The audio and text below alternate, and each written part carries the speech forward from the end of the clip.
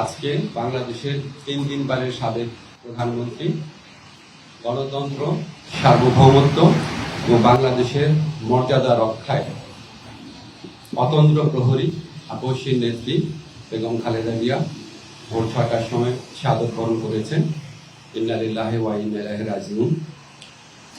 গোটা জাতির মতো আজকে আমাদের সরকারে যারা আছেন আমরাও গভীরভাবে শোকাভিভূত।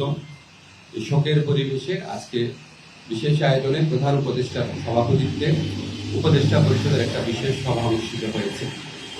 সভার শুরুতে সাবেক প্রধানমন্ত্রী বেগম খালেদা জিয়ার মৃত্যুতে দাঁড়িয়ে 1 মিনিটের নীরবতা পালন করা হয় এবং তার আত্মার মাগফিরাত কামনা করে মোনাজাত করা হয়। মোনাজাত পরিচালনা করেন আমাদের ধর্মমন্ত্রী। সবাই বেগম জিয়ার মৃত্যুতে আগামীকাল থেকে 3 দিনের জন্য রাষ্ট্রীয় শোক প্রস্তাব গৃহীত হয়েছে এবং আগামীকাল সাধারণ ছুটির ঘোষণার সিদ্ধান্ত হয়েছে। সবাই বেগম জিয়ার মৃত্যুতে একটি শোক প্রস্তাব গৃহীত হয়। শোক প্রস্তাব পাঠ করেন আমাদের তথ্য ও পরিবেশ উপদেষ্টা। সবাই সিদ্ধান্ত হয় যে বাংলাদেশের যত দূতাবাস আছে পৃথিবীর বিভিন্ন প্রান্তে সেখানে শোক বই খোলা হবে।